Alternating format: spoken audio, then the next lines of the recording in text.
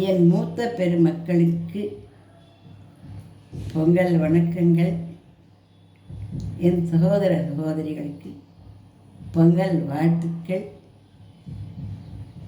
என் பேரன் பேத்தி மற்றும் இந்த வீடியோவெல்லாம் பார்க்குறவா எல்லாருக்கும் இந்த பொங்கல் வாழ்த்துக்களை தெரிவிச்சுக்கிறேன். இந்த பொங்கல் திருநாளும் இனி வரப்போகும் எல்லா நாட்களுமே சந்தோஷமும் சௌபாகியமும் சகல மங்களங்களும் பெற்று எல்லாரும் மகிழ்ச்சியாக இருக்கணும் அப்படின்னு எல்லாம் நல்லா அந்த பிறந்தாமனை கைக்கூப்பி வணங்கி பிரார்த்தனை பண்ணிக்கிறேன். நான் கொடுத்துன்னு வர இந்த பதிவுகள் எல்லாருமே ரொம்ப சந்தோஷமாக பார்க்குறங்கோ. நிறைய சப்ஸ்கிரிப்ஷன்ஸ், நிறைய வியூஸ் எல்லாமே கொடுக்குறங்கோ. நான் கண்ணால் பார்க்காத என்னோடய சகோதர சகோதரிகள், மூத்த பெருமக்கள், பேரன் பேத்திகள், குழந்தை குட்டிகள் எல்லாருக்குமே ரொம்ப வணக்கம். எனக்கு ரொம்ப மகிழ்ச்சியாக இருக்குது. இது போலவே இனிமேலும் வர பதிவுகளுக்கு நீங்கள் ஆதரவு கொடுக்கணும் அப்படின்னு கேட்டுக்கிறேன். என்னென்ன விஷயங்களில் உங்களுக்கு என்னால் ஹெல்ப் பண்ண முடியும் அப்படின்னாக்க, ஜோதிடத்தில் உங்களுக்கு என்னால் ஹெல்ப் பண்ண முடியும். ஏன்னா ஜோதிடத்தில் நான் பிஹெச்டி பிஹெச்டி பண்ணது மட்டும் இல்லை, என்னோடய அம்மா பிரபல ஜோதிடர். நான் குழந்தையிலேயே ஜோதிடம்லாம் நல்லா கற்றுக்கிட்டேன். ஜோதிடம் அப்படின்றது நிஜமாக பொய் இல்லை. ஜோதிடம் அப்படின்றது பயமுறுத்துறதும் இல்லை. ஜோதிடம் அப்படின்றது சோம்பேறியாக்குறதும் இல்லை. ஜோதிடம்ங்கிறது ஒரு வழிகாட்டி. 3 வித கர்மாக்கள் இருக்குது. அந்த 3 வித கர்மாக்களில் நம்ம எல்லாருமே கட்டுப்பட்டிருக்கோம். அதில் முதல் கர்மா அப்படிங்கிறது பல ஜென்மங்களையும் நம்ம பண்ண பெரிய பெரிய பாவங்களை உடைய கர்மா அது. அந்த கர்மாவை தொலைக்க பிறந்துக்கிற நம்மள ஒரு சிலர் வாழ்க்கையில் ரொம்பவே கஷ்டப்பட்டு தான் இருக்கும். அடுத்தது என்ன அப்படின்னா, தெரிஞ்சும் தெரியாமலும் பண்ணிட்ட பாவங்கள். இந்த தெரிஞ்சே பண்ணுற பாவங்கள் அப்படின்னா என்னென்னா, முதல்ல அம்மா அப்பா சாதம் போடாமல் விட்டுடுறது. ஏன்னா எத்தனை நாள் எந்த விதத்தில் யோஜனை பண்ணி பார்த்தாலும் தன்னெல்லாம் அப்படிங்கிறத இல்லாத ஜீவன்கள் அந்த 2 தான். மற்ற எல்லாருமே தன்னலம் இல்லாதவாளா எவ்வளவோ நல்லபடி இருப்பா. ஆனால் அதில் துளி கூட தன்னலங்கிறதையே இல்லாத ஒரு பிரகிருதிகள், ஜீவன்கள் நம்ம அம்மா அப்பா. ஒரு சிலருக்கு 6 உயிர் கணவனாக அமைகிறா, ரொம்ப நல்லபடியாக அமைகிறா. ஒரு சில பேருக்கு ரொம்ப நல்ல மனைவியாக அமைகிறா. இதெல்லாம் அவளுடைய பூர்வ ஜென்ம புண்ணியங்கள் அப்படின்னு சொல்லலாம். இதில் அம்மா அப்பாவுக்கு சாதம் போடாமல் விட்டுடுறது ரொம்ப பெரிய பாவம். சாதம்னா வெறும சாதம்னு அர்த்தம் இல்லை. அவளை வயசான காலத்தில் விட்டுடுறதுங்கிறது பெரிய பாவம். சகோதரர்களுக்கும் உனக்கும் சேர்த்து இந்த பணம் அப்படின்னு அப்பா கொடுத்துட்டு போச்சு. சகோதர சகோதரிகளை ஏமாற்றிட்டு தான் மட்டும் அதை அபகரிச்சின்னு வாடுறது பெரும் பாவம். அடைக்கலும் வேறு யாரும் இல்லை அப்படின்னு கதறிஞ்சு நுழைஞ்ச ஒரு பெண்மணியை சூறையாடிடுறது பெரும் பாவம். கர்ப்பிணி பெண்களுடைய கர்ப்பத்தை கலைக்க சொல்கிறது, அல்லது நம்முடைய தவறுகள்னால அந்த கர்ப்பம் கலைஞ்சு அவள் கஷ்டப்படுறதுங்கிறது ஒரு பெரிய பாவம். இப்படி பெரும் பாவங்கள் பண்ணவெல்லாம் இந்த ஜென்மத்தில் அந்த பாவமெல்லாம் பண்ணிட்டு இருக்க மாட்டாள். ரொம்ப நல்லவளாகவே இருப்பாள். ரொம்ப நல்ல காரியங்களெல்லாம் பண்ணுவாள். அதுக்கு அவளுக்கு அடுத்த ஜென்மத்தில் அந்த நல்ல பலன்கள்லாம் கிடைக்கும். ஆனாலும் அவள் பண்ண அந்த கஷ்டங்கள்லாம் அவர்களுடைய ஜாதகங்களில் தெரியும். லக்னம் 5ஆம் இடம், 9ஆம் இடம், 3த்தையும் நம்ம கூர்ந்து கவனிச்சோம்னா ஒரு மனுஷாளுடைய, அதாவது ஒரு ஜாதகர் ஜாதகியினுடைய பாவங்கள் என்ன, அதை போக்கத்துக்கு வழிகள் என்ன அப்படிங்கிறத ஒரு சிறப்பான ஜோதிடரால் சொல்ல முடியும். மகா பாப்பம் பண்ணிட்டு வழிக்கெல்லாம் எப்படி வழி கிடைக்கும் அப்படின்னு நம்ம கஷ்டப்படுறோம் இல்லையா, அவளுக்கும் வழி கிடைக்கும். எப்படி அப்படின்னா, இந்த ஜென்மத்தில் ஆரம்பத்துலேருந்து அவளுக்கு சந்தோஷமே இருக்காது. இறுதி காலம்னு ஒன்று வரும். அதாவது 70 கிராஸ் பண்ணுற சமயத்துக்கு 70 80 90 எவ்வளோ நாள் இருக்காலும் அந்த இறுதி காலத்தில் அவளுக்கு சந்தோஷங்கள் கிடைக்கும். அவள் சில பரிகாரங்கள் பண்ணி பகவான் இடத்துல முறையிட்டால் நிறைய புண்ணியங்களை பண்ணாள் அப்படின்னு ஒரு விதிவிலக்கு சொல்லப்பட்டிருக்குது சாஸ்திரங்களில். உண்மையில் 99% 99 பேர் பஞ்சமகாபாதகங்கிற மேல் சொன்ன அந்த பாதகங்களை பண்ணியிருக்கவே மாட்டாள் அப்படிங்கிறது தான் உறுதியிலும் உறுதி. அதுபோல் அடுத்தபடியாக இப்போ நம்ம சாதாரண பஸ்ஸுக்கு டிக்கெட் வாங்கிட்டு ஒரு அவசர பேருந்தில் ஏறிட்டோன்னு வச்சுக்கோங்களேன், அது தெரிஞ்சு பண்ண தப்பு இல்லை, அவசரத்தில் ஏதோ பண்ணிட்ட ஒரு தப்பு. அப்போ அந்த கண்டக்டர் என்ன சொல்வார், டிக்கெட்டை போயிட்டு இறங்குமா கீழே, இது என்ன போர்டை பற்றி இறங்க மாட்டிங்களா, அந்த வார்த்தை பாருங்க உங்கள் பஸ் போங்க அப்படின்னு இறக்கி விட்ருவார் இல்லையா. இந்த மாதிரி பாவங்கள் தான் நம்மள 80-90% இருக்கலாம் பண்ணியிருக்கோம். ஏன்னா தெரிஞ்சு பாவம் பண்ண மாட்டோம், நம்ம யாருமே தெரியாமல் தான் பண்ணியிருக்கோம். அவளுக்கு தண்டனைகள் ரொம்ப குறைவு தான். கிட்டத்தட்ட அதே மாதிரியான சில அல்லல்களை விளையாடி அதிலேருந்து அவள் வெளியில் வந்துட்டுருப்பாள். ஒரு சில பேர் இதை கூட பண்ணியிருக்க மாட்டாள். ஒரு மாமரம் இருக்குன்னு வச்சுக்கோங்களேன், மாம்பழங்கள்லாம் பழுத்துருக்குதுன்னு வச்சுக்கோங்களேன், அந்த மாம்பழத்தை பார்த்து இருந்துருப்பாள். மாம்பழம் நல்லா இருக்கே, நான் சாப்பிடலாமே நினச்சிட்டுருப்பாள். அவ்வளோதான். அது போய் எடுக்க மாட்டா, எடுத்துகிட்டு போக மாட்டா, சாப்பிட்டுக்கவும் மாட்டாள். அப்படி அவன் நினச்சது கூட தப்பு தான். ஆனால் இது பாவத்தில் வராது. ஆனால் தப்பு இல்லை, பரவாயில்ல, இன்னும் நினச்சி நான் அப்படின்னு வராது. அதுவும் அதுக்கு என்ன தண்டனை கிடைக்கும்? நான் அதிகமாக கிடைக்காது. ஏதோ ஒரு சில மணி நேரங்கள், ஏதோ ஒரு சில நாட்கள் அந்த பாவத்துக்கு உண்டான சின்ன பலன்கள் ஏதோ கிடச்சிட்டு அப்புறம் அவளுக்கு நல்லதில் அவனுக்கு கிடச்சிட்டே போகும். நம்ம எல்லோரும் கீழ்கண்ட 2 பாவங்களில் தான் உரிமை எடுத்துக்கிற.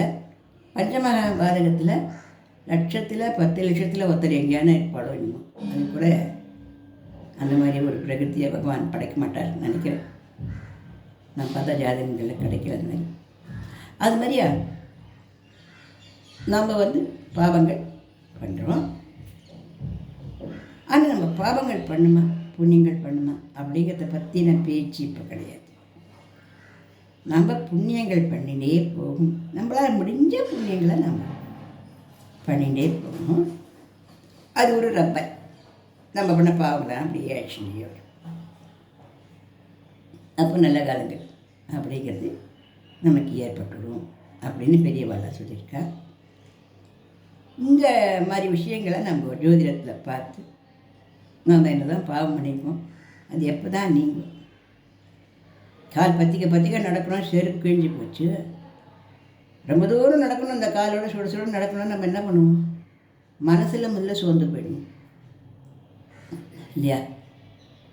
அப்படி இல்லாமல் ஒரு ஜோதிடாண்டவர் என்ன பண்ணுவேன், அப்பா கால் சுடுறது நிஜம்தான், ஆனால் இன்னும் 10 ஸ்டெப்பு நடந்து போ, அங்கே ஒரு சின்ன ரோடு வருது, அது பக்கத்தில் பெரிய மரம் இருக்குது, அந்த நேரில் போய் நின்றுப்போம், சாயந்தரம் ஆனதான் வெயில் தாழ்ந்தது வீட்டுக்கு போ அப்படின்னு சொல்லலாம். அதான் இங்கே ஒரு செருப்பு கடை இருக்குது, அது செருப்பு வாங்கி போட்டு கால் நடந்து போ அப்படின்னு சொல்லலாம். இந்த வழிகாட்டுதல்னால என்ன ஆகும்? பல மனங்கள் நிம்மதி அடையும். யாருமே நான் கட்டுமே பண்ண மாட்டேன், அப்படியே சுகபோகத்திலே போயின்னு யாரும் சொல்ல போகிறது இல்லை. எல்லாருக்குமே தெரியும் நம்ம என்ன பண்ணி கழிச்சிருக்கோமோ, நமக்கு என்ன கஷ்டம்னு வருமோ, எப்போ சந்தோஷமோன்னு எல்லோரும் நினச்சின்னா பயபக்தியாக தான் இருந்துட்டுருப்போம். அப்படின்னா இந்த கஷ்டம் எவ்வளோ நாளில் நிவர்த்தி ஆகுது, என்ன பண்ணால் நிவர்த்தி ஆகுது அப்படிங்கிறத ஒரு ஜோதிடம் மூலம் தெரிஞ்சுக்கலாம். நம்மளோட வாழ்க்கையை சந்தோஷமாக நம்ம ரன் பண்ணிட்டு போகலாம். அதுக்காக நம்ம ஜோதிடத்தை நம்ம கேட்கலாம். ரெண்டாவது என்னென்னா, 8 செவ்வாய், 2 செவ்வாய், லக்னத்து செவ்வாய், 12 செவ்வாய் தோஷம். இது ரஜி தட்டுறது, இது செவ்வாய் சரியாயில்ல, இது ராகு கேது தோஷம், இது அது அப்படி இப்படின்னு மாற்றி மாற்றி தனக்கு தெரிஞ்ச ஜோசியத்தில் அரைக்குறையாக படித்து நிறைய பேர் கஷ்டப்படுறாங்க. அந்த ஜாதகங்களை நம்ம கூர்ந்து பார்க்கும் பொழுது அவள் சொன்ன அந்த கஷ்ட பலன்கள் இல்லை அப்படிங்கிறத நம்மளால் கண்டுபிடிக்க முடியாது. இந்த மாதிரி உண்மையான செவ்வாய் தோஷம் இருக்கா, உண்மையான ராகுகேது தோஷம் இருக்கா, உண்மையாக இந்த பொண்ணுக்கு சீக்கிரமாக கல்யாணம் இல்லாமல் நாள் கழிச்சு தான் பண்ணணுமா, உண்மையாக இப்போ குருபலாக இருக்கா, நான் 4 வருஷம் கழிச்சு வரப்போதேன், 4 வருஷம் கழிச்சுக்கு அப்புறம் வரப்போ தான் அந்த குழந்தை தான் மேலே கொண்டு படித்து கழிச்சு வேலை கழிக்க போகலாமே, அந்த 4 வருஷம் அந்த குழந்தைக்கு வேஸ்ட் பண்ணணும் இல்லையா? இந்த மாதிரி பல விஷயங்களை ஜோதிடத்தில் நம்மளால் தெரிஞ்சுக்க முடியும். ஒரு தொழில் தொடங்குறா அப்படின்னாக்க அந்த தொழில் தொடங்கிறதுக்கு இப்போ டைம் என்ன இருக்கா, இல்லை 2 வருஷம் கழிச்சு தொடங்கலாமா, அல்லது முன்னாடியே தொடங்கி இருக்கணுமா, இப்போ அந்த தொழில் மேமிக்கணும் என்னென்ன பண்ணணும், இதெல்லாத்தையும் நம்ம ஜோதிடம் நம்ம தெரிஞ்சுக்க முடியும். இந்த மாதிரி நமக்கு உதவி செய்யறதுக்கு, அதாவது வழி காட்டுறதுக்கு தான் ஜோதிடம். அதனால் வேறு எதுக்கும் அந்த ஜோதிடம் அப்படிங்கிறது இல்லை. அதனால் நமக்கு தெரிஞ்சுதான் ஏதோ புத்தகத்தில் படிச்சுட்டு, ஏதோ நோட்டில் படிச்சுட்டு, ஏதோ நமக்கு தெரிஞ்சது படிச்சுட்டு நிறைய நல்ல வரன்களை நிறைய பேர் விட்டுட்டே போயிடுறார். அது ஒரு குறையாக இருக்கு என் மனசுக்கு. அதே போல் எனக்கு கர்மதசை வந்துடுத்து, என்ன நான் எடுத்து போட போனேன் அப்படி இப்படின்னு போடாடிய பயமுறுத்திண்டு, அந்த ஆம்பளை பயமுறுத்திண்டு, இல்லை அழுதுண்டு சிரிச்சுண்டு, அதுவே ஒரு டிப்ரெஷனாக நோயாகி அந்த மாதிரி இருக்கிறவெல்லாம் இருக்கா. வேண்டாமே, என்ன வரப்போகிறது, அது என்ன பண்ணணும் அப்படிங்கிறத தெரிஞ்சுட்டு நம்ம பண்ணால் அதுக்கு உண்டானபடி மனசில் நிம்மதியோடு வாழ முடியும். அதுபோல் இப்போ பணத்தை நிறைய கொட்டி தொழில் தொடங்க வேண்டாம் அப்படின்னு இருக்கிற சமயத்தில் அந்த பணம் வாழ்க்கை மிச்சமாகும். எதுவுமே நம்மளாலெல்லாம் மாற்றிட முடியாது, விதியெல்லாம் நம்மளால் மாற்ற முடியாது. ஆனால் இது இப்படி பண்ணலாம், அதை அப்படி பண்ணலாம், இது அப்படி பண்ணால் உனக்கு இந்த டயத்தில் இது நல்லபடியாக வரும், இதை அப்படி பண்ணாத, இப்போ டைம் சரியாக இல்லை அப்படின்னு ஒரு எச்சரிக்கையை கொடுக்கறதுக்கும், அல்லது அவளை ஊக்குவிச்சு இது நீ பண்ணு, சால்ரேட்லாம் வரும், இப்போ ஒன்றும் பிரச்சனை இல்லை அப்படின்னு ஊக்கமளிக்கிறதுக்கும் இந்த ஜோதிடம் அப்படிங்கிறது நிச்சயமாக ஆகும். இது தெய்வக்கலை. இதை பொய் சொல்கிறதுக்கோ பித்தலாட்டம் பண்ணுறதுக்கோ எதுவுமே கிடையாது. ஆனால் ஜோதிடர்களும் அவளோட நேரத்தையும், ஒருத்தரோட நேரத்தை நம்ம அவகிட்டேருந்து அபகரிக்கும் போது அந்த நேரத்துக்கு விலையோ மதிப்போ கிடையாது.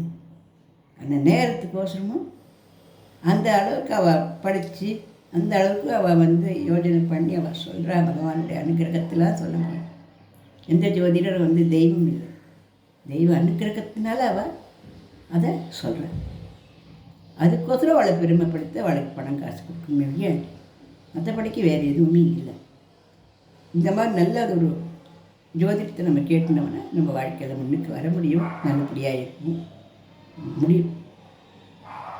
ஒரு பருமனான குழந்தை என்கிட்ட வந்திருந்தான்.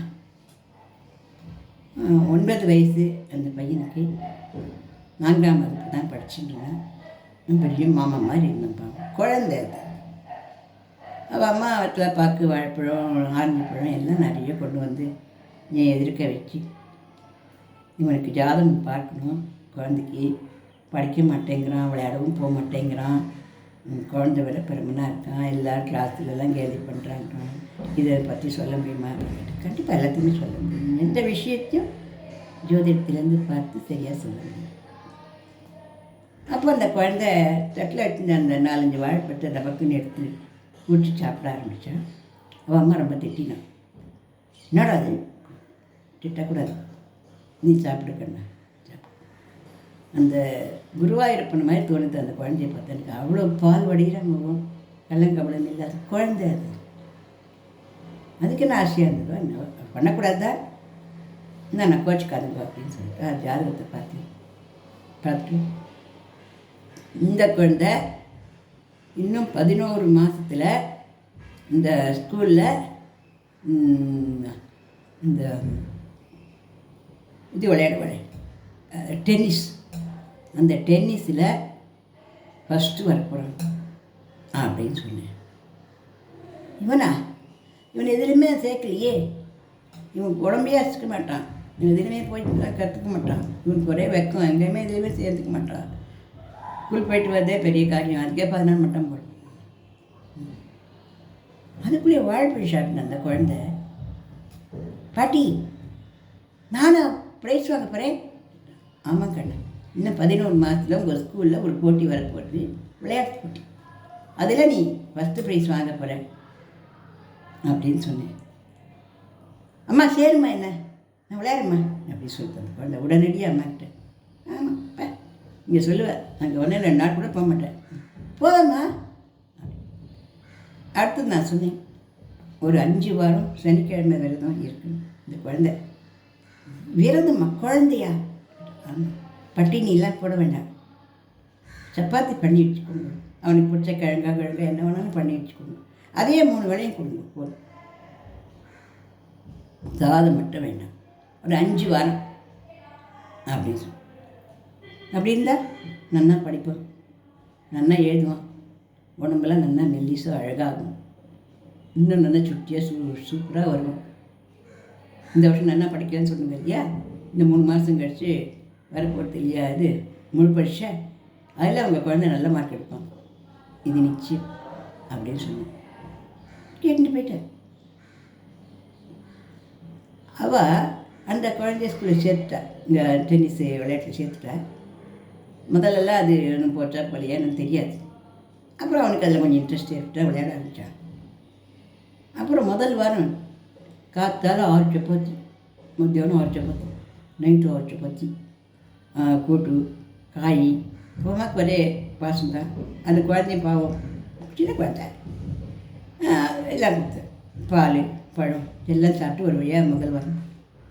2வது வாரம் அந்த குழந்தை, அம்மா எனக்கு 5 சப்பாத்தி கொடு அப்படி சொல்லி தென்னிக்காத்தில் 5 சப்பாத்தி கிழங்கு எல்லாம் கொடுத்தேன். மத்தியானம் கொடுக்கணும் தான் வேண்டாம், நான் நைட் சேர்த்து சாப்பிட்டுக்கிறேன். நைட்டு 7 சப்பாத்தி சாப்பிட்டேன். 3வது வாரம் அந்த குழந்தை, இந்த சப்பாத்திகளே வேண்டாம், இந்த சப்பாத்திகளே வேண்டாம், எனக்கு பழங்கள் மட்டுமே கொடு, சனிக்கிழமை 1 நாள் தானே, மீதி எல்லாம் அந்த பாட்டி சாப்பிடலான்னு சொல்லிட்டா, சனிக்கிழமை மட்டும்தானே அப்படின்னு சொன்னாங்க. அவள் அம்மா நிறைய போடு, நிறைய பழங்கள்லாம் வாங்கி வச்சு, என் குழந்தை போய் விரதம் இருக்குதே அப்படின்னு அவளுக்கு வேதனை தானே பாவம், இருந்தாலும் குழந்தை நன்னாகணும். 4வது வாரம் அந்த குழந்தை எடை போட்டு பார்க்கும் பொழுது அந்த குழந்தை 6 கிலோ குறைஞ்சிருந்தது. 6 கிலோ குறைஞ்சிருந்தது குழந்தை. அப்புறம் 4வது வாரம் 5வது வாரத்துலேருந்து அந்த குழந்தை சர்க்கரை எல்லாம் வேண்டாம், சர்க்கரை சாப்பிட மாட்டேன், சர்க்கரை தான் வெயிட் போடுறேன் எங்கள் ஸ்கூலில் எங்கள் டீச்சர் சொன்னேன். அப்படி விளையாட்டையும் கொஞ்சம் அதிகப்படுத்திட்டு அந்த குழந்தை 11 மாதம் கழித்து, அப்புறம் அந்த குழந்தை திருத்தி 11 மாதம் கழித்து அந்த குழந்தையும் அம்மா வர, அந்த குழந்தை அடையாளமே தெரியல,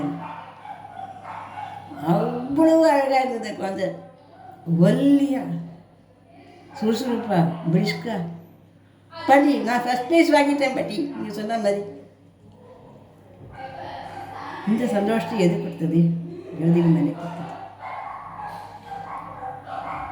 இந்த மாதிரி நம்மளை நல்லபடியாக ஆக்கிறதுக்கு ஜோதிடம் நமக்கு உதவி செய்யும். அதனால் ஜோதிடத்தில் ஏதாவது கேட்கணுன்னா நீங்கள் எங்கிட்ட கேட்கலாம். அதுபோல் கர்நாடிக் மியூசிக், சினி சாங்ஸு, பன்னிசைகள், நெல்லிசைகள், அதுக்கப்புறம் நாராயணியம், சுந்தரகாண்டம், அதுக்கப்புறம் விஷ்ணு சகஸ்ரநாமம், 4000 திவ்ய பிரபந்தங்கள், திருப்பாவை, இந்த மாதிரியான பாட்டுகள்லாம் வேணுனாலும் நீங்கள் என்கிட்ட கேட்கலாம், நான் பாடுவேன். அதுபோல் மருத்துவ குறிப்புகள், சமையல் குறிப்புகள், நான் ரொம்ப நல்லா சமைப்பேன். இப்போ கூட சமைச்சுன்னு இருக்கேன். என் பொண்கள்லாம் இருமா சொன்னால் கூட பூந்துடுவேன், நம்ம படுக்கா சமைக்க ஆரம்பிச்சுவேன். அவளும் நல்லாவே பண்ணுவாள். என் 2 பொண்களும் ரொம்ப நல்லா சமையல் பண்ணுவேன். நானுமே விட மாட்டேன். இன்னும் அடுப்புங்கிற எனக்கு ரொம்ப பிடிக்கும். அதனால் நான் பூந்துடுவேன், விதவிதமாக சமைப்பேன். அதனால் சமையல் குறிப்புகள், மருத்துவம் படிச்சிருக்கனால மருத்துவ குறிப்புகள், அப்புறம் குழந்தை வளர்ப்பு, மனநல குறிப்புகள், முதியோர்கள் எப்படி பார்த்துக்கிறது, அந்த மாதிரியான தான் இங்கே எது வேணாலும் என்கிட்ட கேட்கலாம். இந்த விதத்தில் என்னால் உங்களுக்கு உதவ முடியுங்கிறத நான் இதில் தெரிவிச்சுக்கிறேன். நன்றி, வணக்கம்.